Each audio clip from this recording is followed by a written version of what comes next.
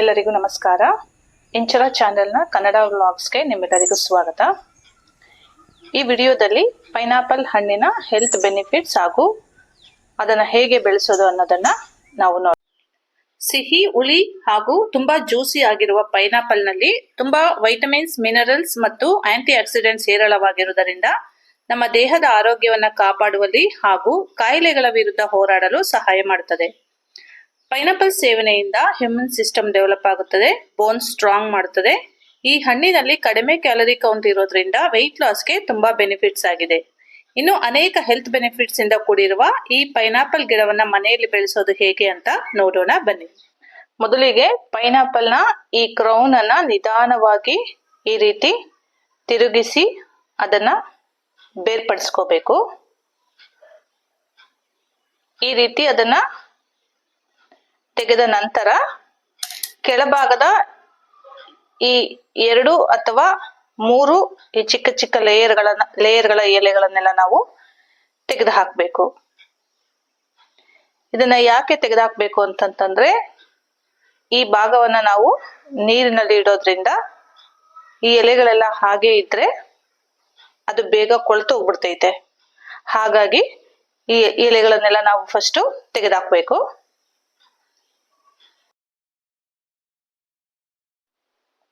ಹೀಗೆ 2-3 ಲೇಯರ್ ಎಲೆಗಳನ್ನೆಲ್ಲ ತೆಗೆದುಹಾಕಿ, ಮತ್ತೆ ಯಾವ್ದಾದ್ರು ಅನ್ಹೆಲ್ದಿ ಎಲೆ ಇದ್ರೂ ಕೂಡ ಅದನ್ನೆಲ್ಲ ತೆಗೆದುಹಾಕ್ಬೇಕು. ಹೀಗೆ ರೆಡಿ ಮಾಡ್ಕೊಂಡ್ಮೇಲೆ ಈ ಕೆಳಭಾಗದಲ್ಲಿ ಸ್ವಲ್ಪ ಭಾಗವನ್ನ ನಾವು ಕಟ್ ಮಾಡಿ ತೆಗೆದುಹಾಕ್ಬೇಕು. ಈ ರೀತಿಯಾಗಿ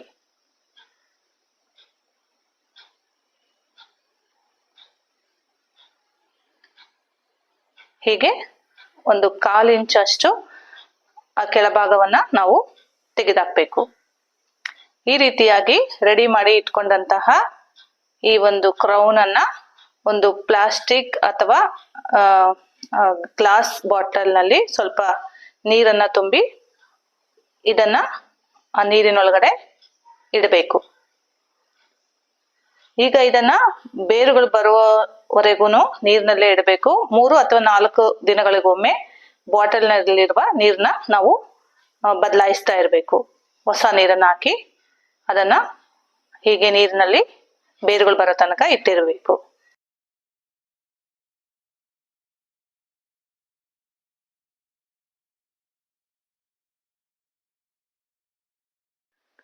ಆಲ್ರೆಡಿ ಬೇರು ಬರ್ಸೋದಕ್ಕೋಸ್ಕರ ಈ ರೀತಿಯಾಗಿ ರೆಡಿ ಮಾಡಿಟ್ಟಿದ್ದಂತ ಒಂದು ಪೈನಾಪಲ್ ಗಿಡ ನನ್ನ ಹತ್ರ ಇದೆ ನೋಡಿ. ಇದು ಒಂದು ಚಿಕ್ಕ ವೆರೈಟಿ ಪೈನಾಪಲ್ ಗಿಡ. ಒಂದು ಹಣ್ಣು 150 ಅಥವಾ 200 ಗ್ರಾಮ್ ಬರುತ್ತೆ ಅಷ್ಟೇನೆ. ಆದ್ರೆ ಟೇಸ್ಟ್ ಮಾತ್ರ ತುಂಬಾ ಚೆನ್ನಾಗಿತ್ತು. ಹಾಗಾಗಿ ನಾನು ಅದನ್ನ ಬೆಳೆಸೋದಕ್ಕೋಸ್ಕರ ನೀರಿನಲ್ಲಿ ಇಟ್ಟಿದ್ದೆ. ನೋಡಿ ಇದರ ಬೇರುಗಳೆಲ್ಲ ಹೇಗೆ ಡೆವಲಪ್ ಆಗಿವೆ ಅಂತ. ಇನ್ನು ಪೈನಾಪಲ್ ಗಿಡವನ್ನ ನೆಲದಲ್ಲಿ ನೆಡಬಹುದು, ಅದು ತುಂಬಾ ಚೆನ್ನಾಗಿ ಬೆಳೆಯುತ್ತೆ. ಹಾಗೆ ಪಾಟ್ ನಲ್ಲೂ ಸಹ ಇದನ್ನ ಬೆಳೆಯಬಹುದು. ನೆಲದಲ್ಲಿ ನಾನು ಆಲ್ರೆಡಿ 2 ಗಿಡಗಳನ್ನ ನೆಟ್ಟಿದ್ದೇನೆ. ಈ ವಿಡಿಯೋ ಕೊನೆಯಲ್ಲಿ ಅದನ್ನ ನಾನು ತೋರಿಸ್ತೀನಿ. ಈಗ ಈ ಗಿಡವನ್ನ ಪಾಟ್ ಅಲ್ಲಿ ಹೇಗೆ ನೆಡೋದು ಅಂತ ನೋಡೋಣ ಬನ್ನಿ. ಇದರ ಪಾಟಿಂಗ್ ಮಿಕ್ಸ್ ಗೋಸ್ಕರ ನಾನು ಬಳಸ್ತಾ ಇರೋದು ಸ್ವಲ್ಪ ಹಸುವಿನ ಗೊಬ್ಬರ ಮತ್ತು ನೀಮ್ ಕೇಕ್. ಈ ನೀಮ್ ಕೇಕ್ ಗಿಡಗಳಿಗೆ ರೋಗ ಬಾರದಂತೆ ತಡೆಯುತ್ತದೆ. ಹಾಗಾಗಿ ನಾನು ಸಾಮಾನ್ಯವಾಗಿ ಎಲ್ಲಾ ಗಿಡಗಳಿಗೂ ಇದನ್ನ ಬಳಸ್ತೀನಿ. ಈ 2ರ ಮಿಶ್ರಣವನ್ನ ಮಣ್ಣಿಗೆ ಮಿಕ್ಸ್ ಮಾಡ್ಕೋಬೇಕು. ಇದನ್ನ ಚೆನ್ನಾಗಿ ಹೀಗೆ ಮಿಕ್ಸ್ ಮಾಡ್ಕೋಬೇಕು. ನಮ್ಮ ಈ ಗಾರ್ಡನ್ ಸಾಯಿಲ್ ಆಲ್ರೆಡಿ ಫರ್ಟೈಲ್ ಆಗಿರೋದ್ರಿಂದ ಅದಕ್ಕೆ ನಾನು ಸ್ವಲ್ಪ ಪ್ರಮಾಣದಲ್ಲೇನೆ ಗೊಬ್ಬರನ ಬಳಸ್ಕೊಂಡಿದ್ದೀನಿ. ಯಾವಾಗ್ಲೂ ಈ ಪೈನಾಪಲ್ ಗಿಡನ ಪಾಟ್ ಅಲ್ಲಿ ಬೆಳೆಸ್ಬೇಕಾದ್ರೆ ಆ ಪಾಟಿನ ಸೈಜು ಸ್ವಲ್ಪ ದೊಡ್ಡದಿರ್ಬೇಕು. ಮತ್ತೆ ಆ ಪಾಟ್ ಅಲ್ಲಿ ಇರ್ತಕ್ಕಂತ ಹೋಲ್ಸ್ ಗಳಿಗೆಲ್ಲ ನಾವು ಕಲ್ಲುಗಳನ್ನ ಇಡಬೇಕು. ಯಾಕಂದ್ರೆ ಯಾವುದೇ ರೀತಿಯಾಗಿ ಬ್ಲಾಕ್ ಆಗದಂತೆ, ಮಣ್ಣು ಬ್ಲಾಕ್ ಆಗದಂತೆ ಹಾಗೂ ನೀರು ಸರಾಗವಾಗಿ ಹೊರ ಹೋಗ್ಬೇಕಾದ್ರೆ ಈ ರೀತಿಯ ಕಲ್ಲುಗಳನ್ನ ನಾವು ಅದರ ಹೋಲ್ಸ್ಗೆ ಇಟ್ಕೊಬೇಕಾಗುತ್ತೆ. ಕಲ್ಲು ಅಥವಾ ಟೈಲ್ಸ್ ಪೀಸು ಯಾವ್ದಾದ್ರೂ ಪರವಾಗಿಲ್ಲ, ಒಟ್ಟಿನಲ್ಲಿ ಆ ಹೋಲ್ಸ್ ಮೇಲೆ ಅದನ್ನ ಇಟ್ಟು ನಾವು ಅದನ್ನ ಬ್ಲಾಕ್ ಮಾಡ್ಬೇಕು. ಇಲ್ಲಿ ನಮ್ಮ ಗಾರ್ಡನ್ ಅಲ್ಲಿ ಒಣಗಿರೋ ಎಲೆಗಳು ತುಂಬಾನೇ ಸಿಗೋದ್ರಿಂದ ನಾನು ಅದನ್ನ ವೇಸ್ಟ್ ಮಾಡಿದೆ. ಯಾವುದೇ ಗಿಡ ನೆಡ್ಬೇಕಾದ್ರೂ ಕೂಡ ನಾನು ಅದನ್ನ ಮೊದಲನೇದಾಗಿ ಆ ಎಲೆಗಳನ್ನೆಲ್ಲ ಹಾಕೊಂತೀನಿ. ಆಗ ಅದು ಕಂಪೋಸ್ಟ್ ಆದ್ರೆ ನಮ್ಗೆ ಒಳ್ಳೆ ಗೊಬ್ಬರ ಸಿಗುತ್ತೆ. ಹಾಗಾಗಿ ಆ ಡ್ರೈ ಲೀವ್ಸ್ ನಾನು ಹಾಕೊಂತೀನಿ ಈ ಒಂದು ಗಿಡ ಬೆಳೆಸೋದಕ್ಕೋಸ್ಕರ.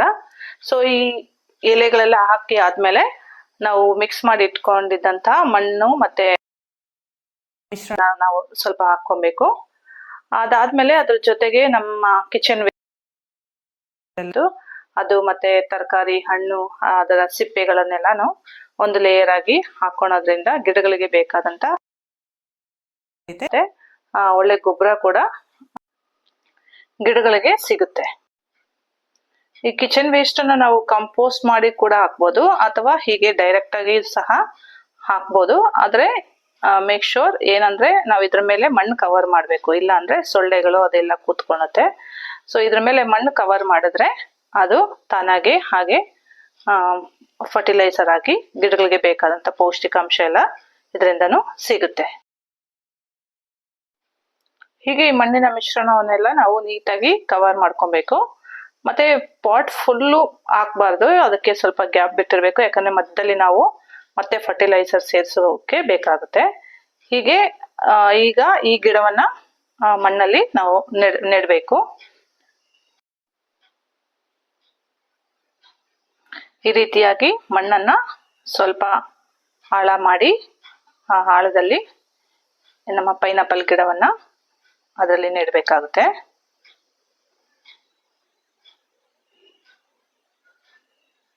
ಹೀಗೆ ಬೇರುಗಳಿಗೆ ಯಾವುದೇ ತೊಂದರೆ ಆಗದಂತೆ ನಿಧಾನವಾಗಿ ಅದನ್ನ ಪಾಟಲ್ಲಿ ನೆಟ್ಟು ಸುತ್ತು ನಾವು ಮಣ್ಣನ್ನೆಲ್ಲ ಕವರ್ ಮಾಡ್ಕೊಬೇಕು. ಕೆಳಗಡೆ ಎಲೆಗಳೆಲ್ಲ ಇರೋದ್ರಿಂದ ನಾವು ಅದನ್ನ ನೀಟಾಗಿ ಬೇರುಗಳು ಕಾಣದ ಹಾಗೆ ಮಣ್ಣಿಂದ ಅದನ್ನೆಲ್ಲ ಕವರ್ ಮಾಡಬೇಕು.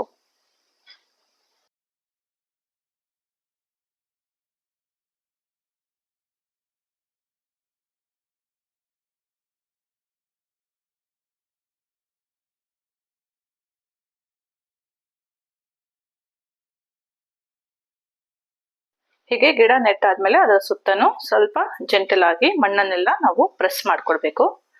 ಅದಾದ್ಮೇಲೆ ಗಿಡಕ್ಕೆ ಬೇಕಾದಂತ ನೀರನ್ನ ಹಾಕ್ಬೇಕು. ಇದಕ್ಕೆ ಒಳ್ಳೆ ಚೆನ್ನಾಗಿ ನೀರ್ ಹಾಕ್ಬೇಕು, ಯಾಕಂದ್ರೆ ಈಗಲೇ ನೆಟ್ಟಿರೋದ್ರಿಂದ ಅದು ಪಾಟ್ ಕೆಳಗಡೆ ಹೋಗೋವರೆಗೂನು ನೀರ್ ಹಾಕ್ಬೇಕು. ನೀರ್ ಹಾಕಿ ಆದ್ಮೇಲೆ ಈ ಒಂದು ಪಾಟ್ ಅನ್ನ ಒಳ್ಳೆ ಸನ್ಲೈಟ್ ಬೀಳಂತ ಜಾಗದಲ್ಲಿ ಇದನ್ನ ಪ್ಲೇಸ್ ಮಾಡ್ಬೇಕು. ಯಾಕಂದ್ರೆ ಪೈನಾಪಲ್ ಗಿಡಕ್ಕೆ ಒಳ್ಳೆ ಸನ್ಲೈಟ್ ಅವಶ್ಯಕತೆ ಇದೆ. ಅದಿದ್ರೆ ಸನ್ಲೈಟ್ ಬೀಳೋ ಜಾಗದಲ್ಲಿ ಇಟ್ರೆ ಚೆನ್ನಾಗಿ ಬೆಳೆಯುತ್ತೆ. ಇಲ್ಲ ಅಂತಂದ್ರೆ ಅದ್ರ ಬೆಳವಣಿಗೆ ಕುಂಠಿತ ಆಗ್ತೈತೆ. ಈ ಗಿಡದ ಮೇಂಟೆನೆನ್ಸ್ ತುಂಬಾನೇ ಕಡಿಮೆ. ಇದಕ್ಕೆ ಹೆಚ್ಚಿನ ನೀರಿನ ಅವಶ್ಯಕತೆನೂ ಇಲ್ಲ. ಒಂದು 15 ದಿನಕ್ಕೊಂದ್ಸರಿ ನೀರ್ ಹಾಕಿದ್ರು ಸಾಕಾಗುತ್ತೆ. ಮತ್ತೆ 2 ಅಥವಾ 3 ತಿಂಗಳಿಗೊಮ್ಮೆ ಸ್ವಲ್ಪ ಗೊಬ್ಬರ ಕೊಟ್ರೆ ಸಾಕು, ಇದು ಚೆನ್ನಾಗಿ ಬೆಳೆಯುತ್ತೆ.